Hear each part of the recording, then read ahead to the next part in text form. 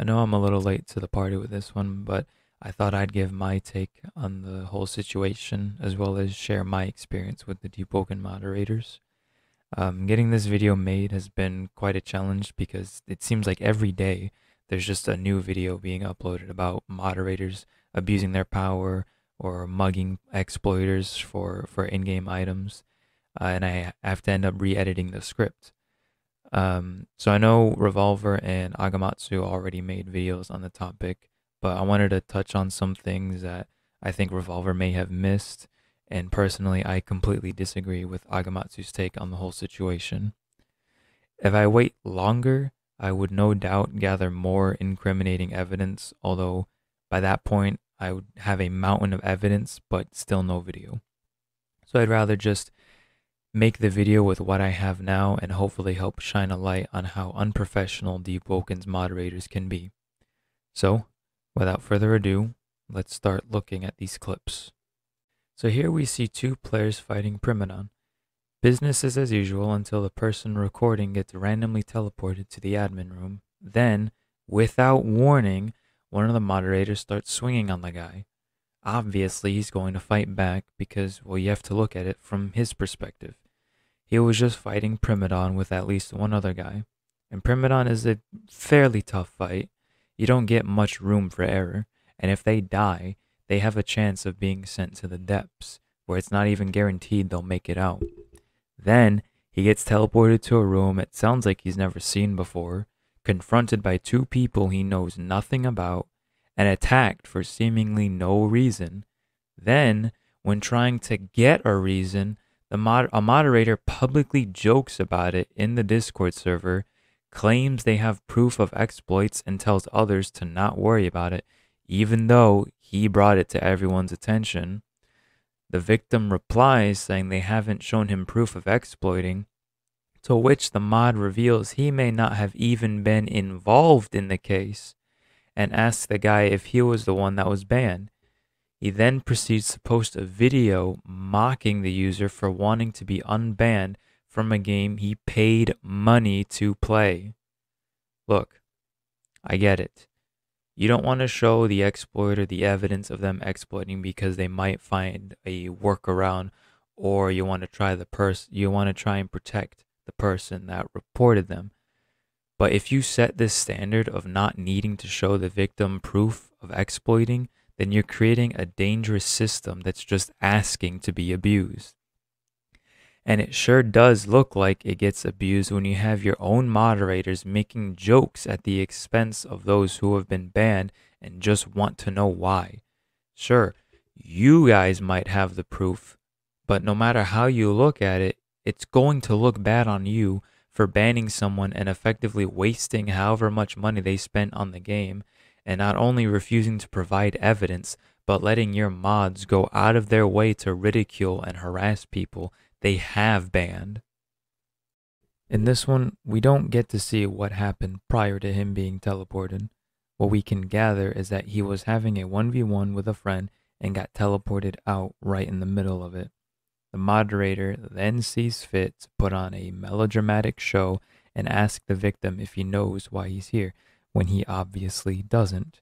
He then starts getting attacked unprovoked, and when he gets knocked down, all he gets for his statement is, "Don't exploit again." Completely unprofessional. If you have evidence of the person exploiting, then just ban them right then and there. No need to go through all these theatrics, because then you have clips like this that look really, really bad for the moderator in question and Raguzer's mod team in general. Then, when trying to plead his case with another moderator, he gets banned from the Discord. Do I have to explain why this whole situation is messed up? This guy gets abused by a mod in-game, banned for seemingly no reason, and when trying to go to your people, Raguzer, he gets effectively silenced. It has to be understood that when you have a system like this where mods can ban people without providing proof or evidence, situations like this can only make them look bad. These are the types of videos that get people against the mod team. The system needs to change, and simply just exploiting is far too vague to be a valid reason for a ban. I mean, hell, getting flung off of a glitchy boat, which was supposed to have been fixed already, counts as exploiting. If you don't want to show the actual evidence that got someone banned, you can at least be more specific about it. There's all kinds of exploits out there, and just naming one that the person was caught for shouldn't be enough for an exploiter to develop a workaround. And if the devs don't want to deal with constantly evolving exploits, then they shouldn't have made a Roblox experience in the first place and instead made a game in an actual engine like Unreal. In this one, the user is getting banned likely because he was using multiple game instances, which I'm fairly certain is bannable. However, this doesn't excuse the moderator then proceeding to try and mug the player and take his gems, going as far as to refuse to answer his questions until he takes off his gems, saying, "You don't have a choice, bro, just take the gems off." I get it. People hate exploiters and want to do bad things to them, but Rag, you have to realize that your own moderators are literally taking items that players exploited to get. They find out someone exploited, got a bunch of cool shit, they kill the guy and take his shit, and now you have a mod running around with items that were gained through exploiting. Any normal player would be banned for that in a heartbeat. In Agamatsu's video, he states that they were told to stop taking items, quote, like a week ago, and they've, quote, been stopped doing that for a while now. If we assume that his video was uploaded the same day he recorded that, then what he said is an outright lie, since this video and the first one both took place on the 9th, or the game version that was published on the 9th, just 5 days before Agamatsu's video.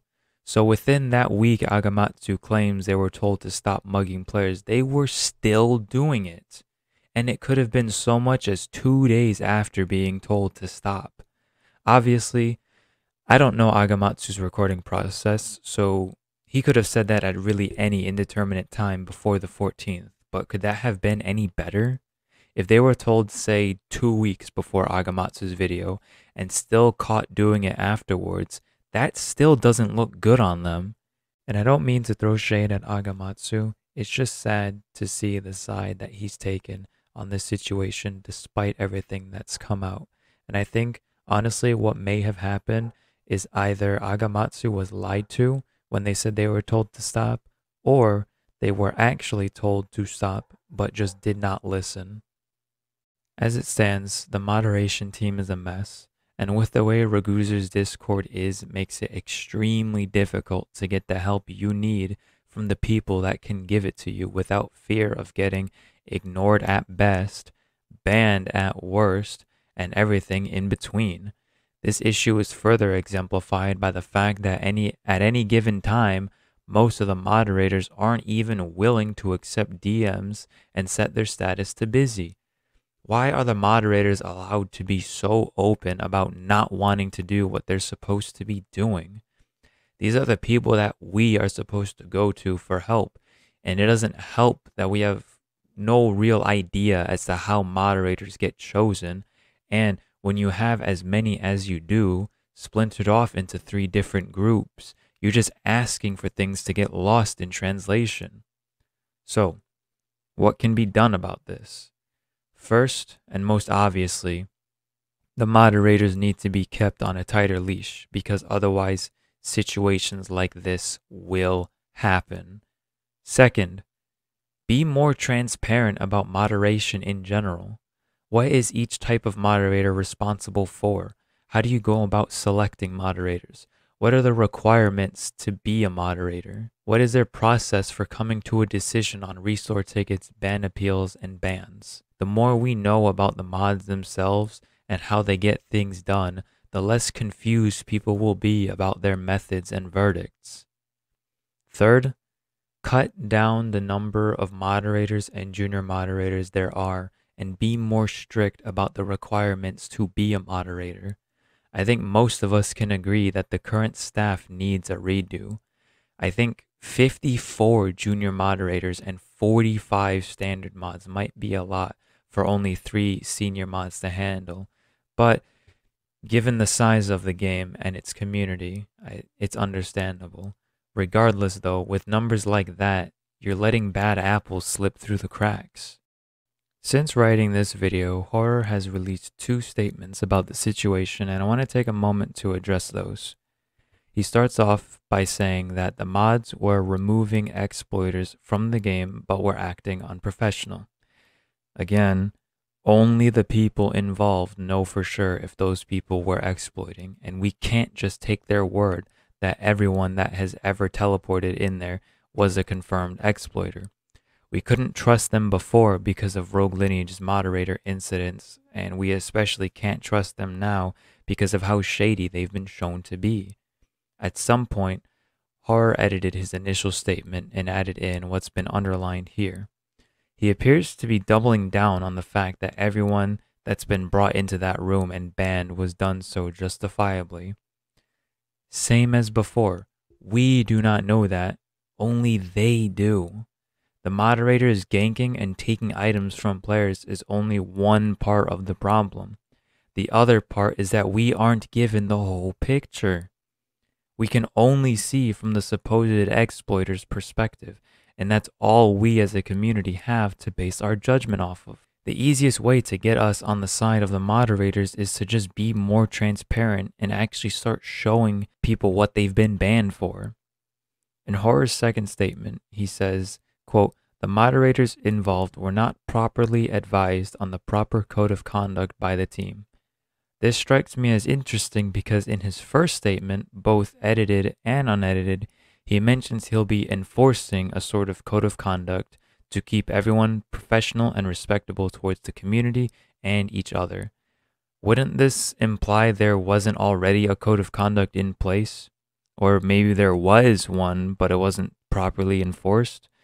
The way it's worded really sounds like this code of conduct idea came out as a reaction to the whole situation, but then he states that they weren't properly advised on one like there's always been one. Regardless, I'm glad Horror seems to actually be concerned about the situation and is willing to do something about it. Unfortunately, I think a lot more needs to be done than removing a single senior mod, and I think almost the entire mod team needs a do-over. There needs to be more structure, more separation of powers between junior and standard mods, and above all, there needs to be more transparency. I would like to take this moment to thank Navayrus, Moe Flashy, and BanditoTaquito for letting me use their videos in mine, and a special thank you to Revolver AGZ for not only letting me use a snippet from his video, but also for signal boosting my denied restore video in the Deepwoken Testers Discord. I greatly appreciate it. It really means a lot to me.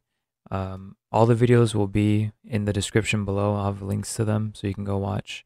And thank you all once again, and have a nice day.